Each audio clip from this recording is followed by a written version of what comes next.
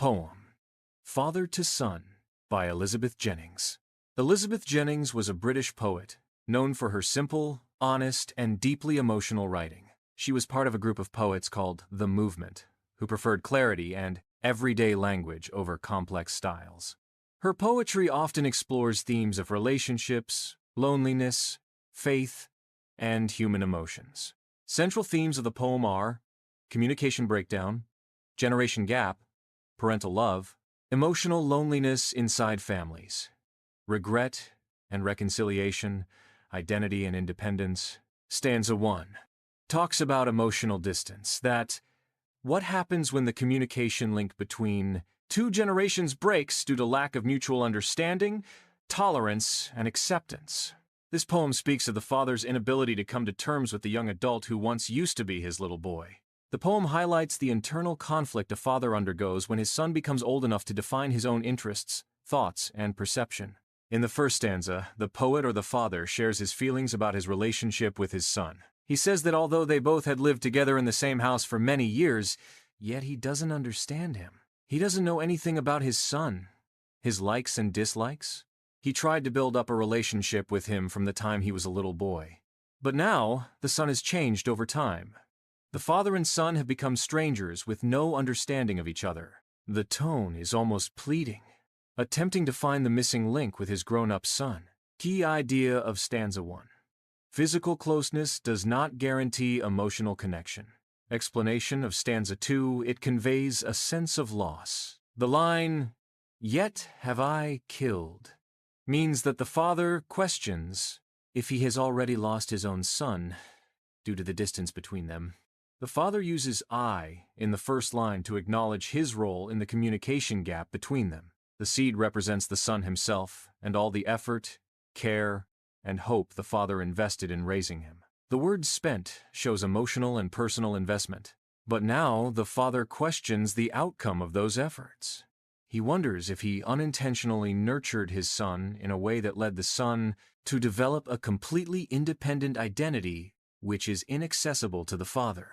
Since the father gave him life values, thus, he feels that his son is built to his design and should be like his father in most aspects. However, his son now has interests that he cannot share. There is no shared passion, no common ground. Mostly, there is awkward silence between them. The frustration of the father is evident as he struggles to understand why his own son, his flesh and blood, has turned into an absolute stranger. Key idea of stanza 2. Growing up can create emotional gaps between parents and children. Stanza 3. Regret and self-blame. Silence surrounds us. This stark statement sets the scene. It's not a peaceful, quiet, but an oppressive, heavy silence filled with unspoken words and failed understanding. It defines their current relationship. Next line. I would have him prodigal, returning to his father's house, the home he knew. Here, the father references the biblical parable of the prodigal son. In that story, a spendthrift son returns home in disgrace, only to be greeted with joyful forgiveness and unconditional love by his father. The father is saying, I wish my son had done something wrong that required my forgiveness if it meant he would come back to me. The home he knew emphasizes the connection and bond that they shared once but now seems broken, rather than see him make and move his world. This line means that the father doesn't want the son to go away and make his own world. The father sees this normal separation not as pride but as a source of sorrow and loss. He feels his son's self-sufficiency is creating distance between them. I forgive him too. This is a heartbreaking line. The father is offering forgiveness in advance, and for the very act of separation itself. This changes the father's love from conditional to unconditional, shaping from sorrow a new love.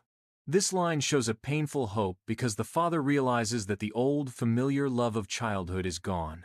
The only way forward is to make a new adult relationship. However, this new love must be consciously built from the sorrow of their current attachment. Key idea of stanza 3. Parents often blame themselves when relationships weaken. Stanza 4. Silence and communication gap. The son speaks for the first time and says that he too is struggling to understand. He too feels the grief of the broken relationship he shares with his father, and yet there is an anger that arises out of his confused inner self. It is quite clear that on both sides lies the same frustration about the gap in their relationship. The father concludes the poem, realizing that in their hearts, they both want to forgive each other. However, neither of them wants to take the first step and ask for forgiveness. The father admits that both of them are unable to talk openly. There is a wall of silence between them. They speak the same language, yet they cannot communicate emotionally. Words exist, but understanding is missing. Both of them put out an empty hand for the other to take, but neither places theirs in other's hand. However, it is positive that at least they long to forgive and find a way to make things work. Key idea of stanza 4. Communication is more than language. It requires emotional openness. And relationships can heal through mutual effort. Conclusion. The poem portrays a father's emotional struggle as he tries to reconnect with his son. It highlights the pain of parents and the enduring hope for reconciliation within families.